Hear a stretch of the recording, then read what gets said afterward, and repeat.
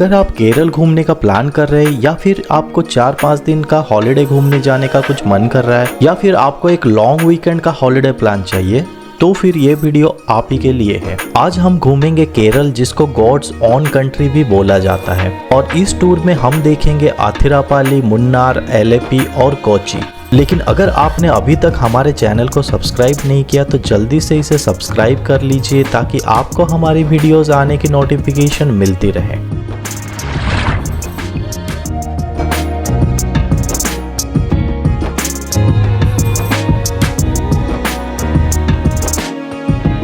ये हमारा travel map है जहां हम पहले अपनी जर्नी स्टार्ट करेंगे आथिरापाली से, फिर हम जाएंगे मुन्नार, उसके बाद हम जाएंगे एलेपी और एलेपी से फिर हम जाएंगे कोची। टूर स्टार्ट करने के लिए आपको सबसे पहले आना पड़ेगा एर्नाकुलम। इसका नियरेस्ट एयरपोर्ट कोची है जो लगभग 10 से 15 किलोमीटर दूरी पे है।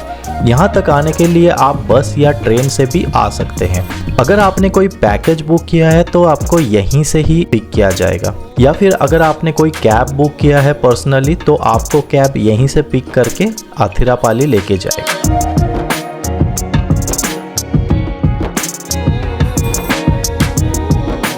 आथिरापाली में हमने लिया था क्लिरिंथ होटल, जिसको पैकेज प्रोवाइडर ने बुक किया था।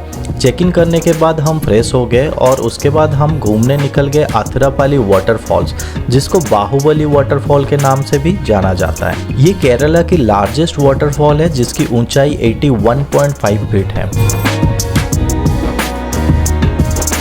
यहाँ आने के लिए आपको टिकट लेना पड़ेगा जिसकी प्राइस लगभग 50 रुपये पर पर्सन हो सकता है। फिर आप इसके अंदर जाओगे।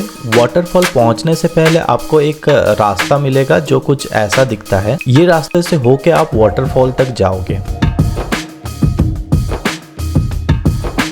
थोड़ी आगे जाके नीचे उतरते ही आपको ये बढ़िया सा दृश्य देखने को मिलेगा वाटरफॉल का।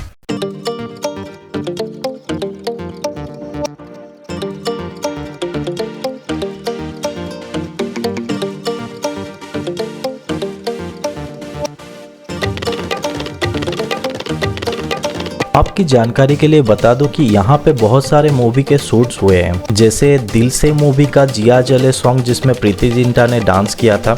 इसके बाद गुरु मूवी में ऐश्वर्या राय का जो बरसोरे मेघा वाला सॉन्ग था वो भी यहाँ पे ही शूट किया गया था। और उसके बाद भारत का सबसे आइकॉनिक मूवी बाहुबली का कुछ सॉन्ग्स के सीक्वेंस भी यहीं पे शूट किए गए थे। इसी के बाद से इस फॉल को बाहुबली वाटरफॉल के नाम से जाना जाने लगा। यहाँ हमेशा इतनी पानी नहीं रहती है, तो इसीलिए आप सितंबर से जनवरी के बीच आए, जो कि बोला जाता है कि बेस्ट टाइम है जब यहाँ का पानी का लेवल अच्छा रहता है और देखने लायक रहता है। हमारी होटल के पास ही एक छोटा सा झरना था वॉकेबल डिस्टेंस पे, जहाँ हमने बहुत सारा टाइम बिताया शाम को, और फिर रात को आके हम डिनर करके सो गए।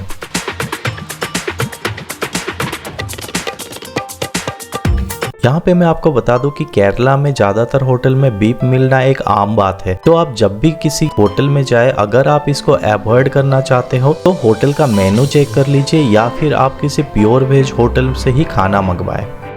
अगले दिन हम सुबह निकल गए मुन्नार के लिए। वैसे तो मुन्नार आथिरापाली से 130 या 140 किलोमीटर दूरी पे है, पर आपको जाने में 4 घंटे तक लग सकते हैं क्योंकि यहाँ का रास्ता उतना वाइड नहीं है, थोड़ा नैरो है और इसीलिए गाड़ी उतनी तेजी से नहीं चलती।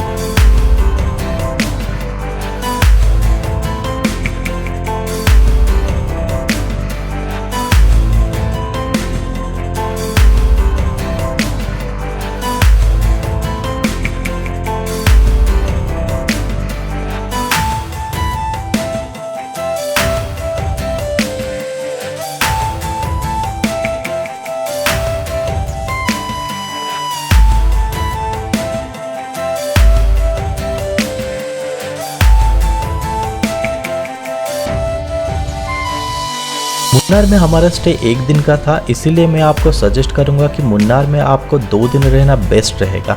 यहाँ पे रास्ते पे ट्रैफिक भी रहता है, तो 1 दिन में पूरा मुन्नार को घूम पाना काफ़ी मुश्किल है। यहाँ हमने बुक किया था होटल रीवाइल्ड, पर मैं इस होटल को आपको रेकमेंड नहीं करूंगा, इसलिए नहीं कि इसका सर्विस खराब था, क्योंकि ये होटल मुन्नार सिटी से काफी दूर है। मैं आपको सजेस्ट करूंगा कि आप मुन्नार के सिटी सेंटर में कोई अच्छा सा व्यू वाला होटल बुक करें, ताकि आप मुन्नार के नज़ारे का आनंद उठा सके और आपका टाइम भी बचे। मुन्नार की मेन अट्रैक्शन में है यहाँ का चाय की बागान, जिसका व्यू बहुत ही खूबसूरत है। जहाँ तक नज़र जाए वहाँ तक हरी भरी चाय की बगीचे हैं, जो पहाड़ियों पर किसी ग्रीन कारपेट की तरह फैले हुए हैं।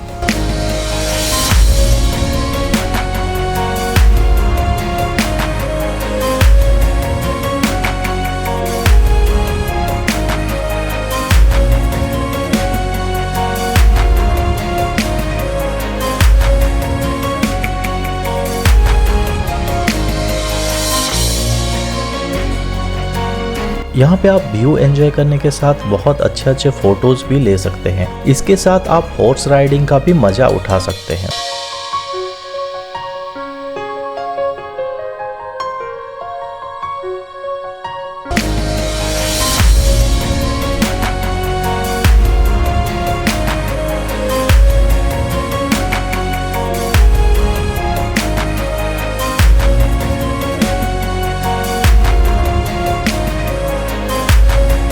इसके बाद आप जा सकते हैं टाटा टी म्यूजियम। ये म्यूजियम उन पहले प्लांटर्स में से है जिन्होंने मुन्नार को इंडिया का सबसे खूबसूरत हिल स्टेशन बनाया। इसके साथ साथ केरला को चाय के ट्रेड का एपिसेंटर भी बनाया।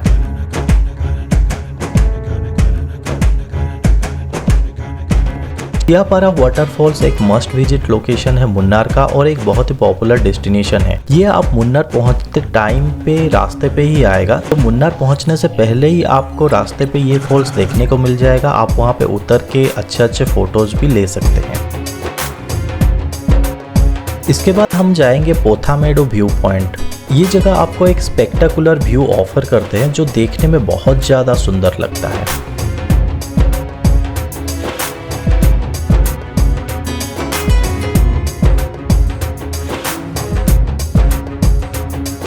घूम सकते हैं आटूकड वाटरफॉल्स। ये वाटरफॉल्स पहाड़ों और जंगलों के बीच बसा हुआ प्रकृति का एक ऐसा खूबसूरत रचना है, जो मुन्नार आने वाले किसी भी टूरिस्ट के लिस्ट में सबसे पहले होनी चाहिए।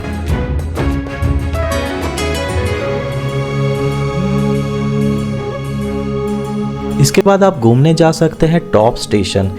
ये मुन्नार में सबसे ऊंची अल्टीट्यूड पर स्थित है और सिटी सेंटर से लगभग 40 किलोमीटर दूर है। यहाँ आप ऐसे समय पे आए जब आसमान साफ हो और फॉग थोड़ा कम हो।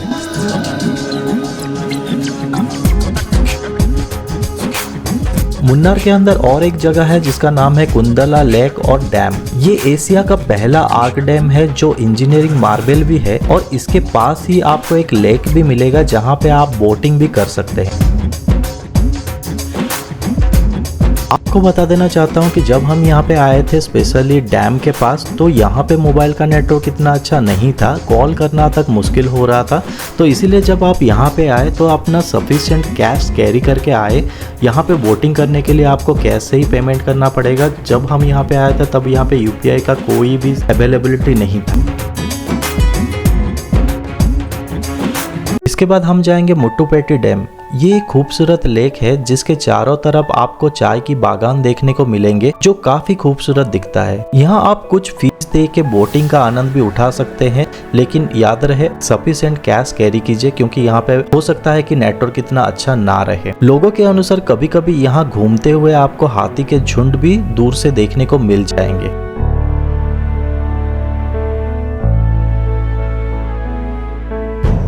इसके बाद आप जा सकते हैं एराविकुलम नेशनल पार्क। ये एक अभयारण्य है जहाँ पे नीलगिरी थार जैसे प्राणियों को रखा गया है, जो धीरे धीरे विलुप्त होते जा रही है।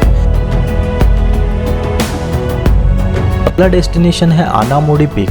ये साउथ इंडिया का सबसे ऊंची चोटी है, जो सी लेवल से लगभग 2695 मीटर्स की ऊंचाई पर स्थित है। अगला पॉइंट है Indo Swiss dairy farm in Mattupetty. ये 1963 में इंडिया और स्विट्जरलैंड के बीच बाइलेटरल एग्रीमेंट के पार्ट के रूप में शुरू किया गया था, जिसका उद्देश्य था कैटल ब्रीडिंग को बढ़ावा देना। आज ये केरला का लाइव स्टॉक डेवलपमेंट और मिल्क मार्केटिंग बोर्ड के द्वारा मैनेज और ऑपरेट किया जाता है।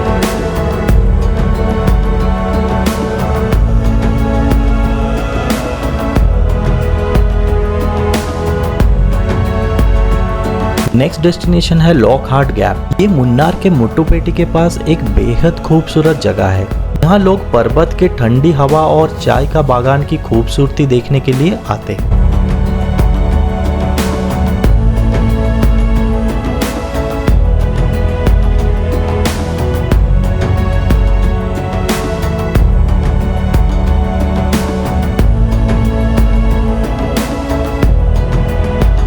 नेक्स्ट है चोकरामोडी पीक। ये 7210 फीट की ऊंचाई पर एराविकुलम नेशनल पार्क के अंदर स्थित है।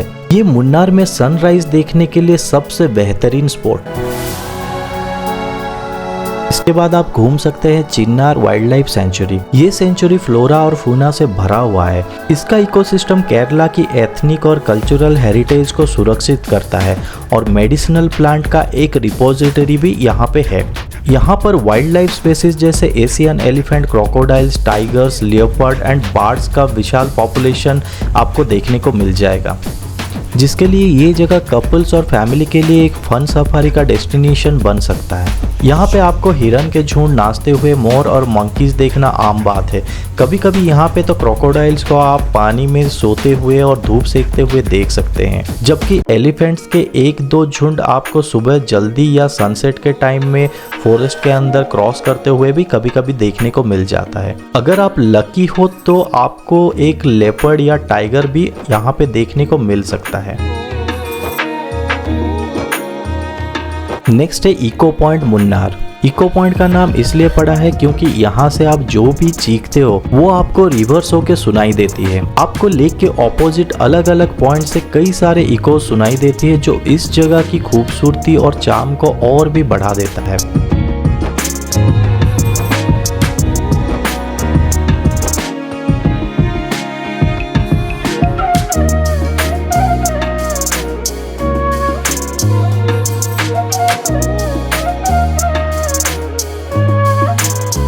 नेक्स्ट आप घूम सकते हो एनाकुलम। ये मुन्नार से 40 किलोमीटर दूर है और एक शांत जगह है जहां आप बेबी एलिफेंट्स को खेलते हुए, नहाते हुए और दौड़ते हुए अपने नेचुरल हैबिटेट में देख सकते हैं।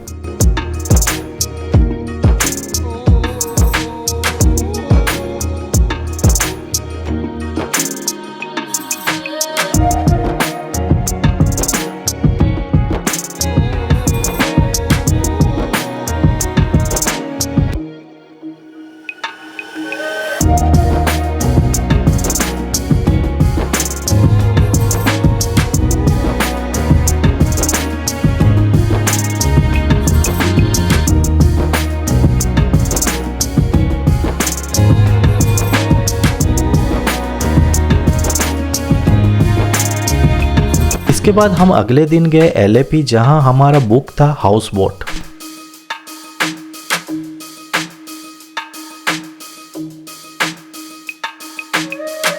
यहाँ आपको मैं बता देना चाहता हूँ कि मुन्नार से एलेपी लगभग 165 से 170 किलोमीटर है, पर आपको 6 से 7 घंटे का भी ट्रैवल टाइम लग सकता है, डिपेंड्स अपन द ट्रैफिक। और रास्ता बहुत ज़्यादा नैरो है, इसलिए गाड़ी बहुत तेज़ी से आपका नहीं जाएगा। एक इम्पोर्टेंट बात यह है कि आपको सुबह 4-5 बजे के अंदर ही निकलना पड़ेगा ताकि आप 12 बजे तक यहाँ पे पहुँच जाओ।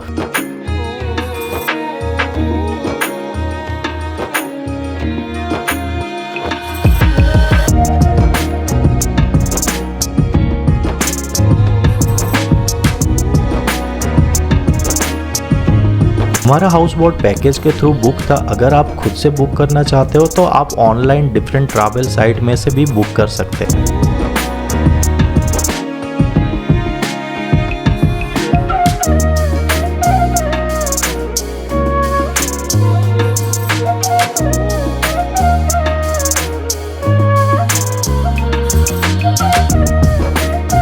हाउस बोट पे बोर्ड करने के बाद ये हाउस बोट आपको केरला के बैकवाटर की सफर करवाता है पूरा दिन।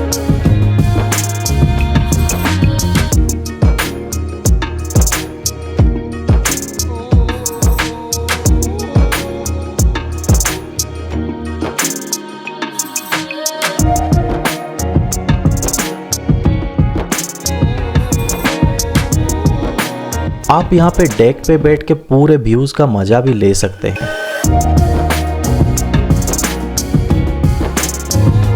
हाउस बोट डिफरेंट प्राइस के होते हैं, डिपेंड करता है कि इसमें कितने सारे रूम्स है। लगभग एक रूम का 5,000 रुपए के आसपास रहता है। यहाँ का खाना काफ़ी अच्छा रहता है जो आप अच्छे से एंजॉय कर सकते हो। अगर आप नॉन वेजिटेरियन है तो नॉन वेज का ऑप्शन जरूर चूज करें, क्योंकि यहाँ पे बढ़िया सा मछली का डिश मिलता है।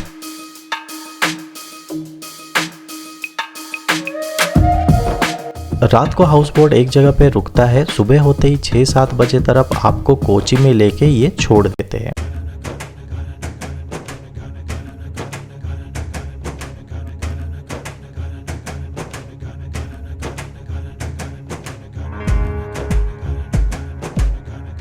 कोची पहुंचते ही आप वहां पे एक ज्यूस टाउन है वो घूम सकते हैं। कोची का ज्यूस टाउन एक हिस्टोरिकल और कल्चरल हब है। ये जगह केरल के ज्यूस कम्युनिटी का होम है और यहाँ आपको एक पुरानी और कुछ ट्रेडिशनल हाउसेस और नैरो स्ट्रीट भी देखने को मिल जाएंगे।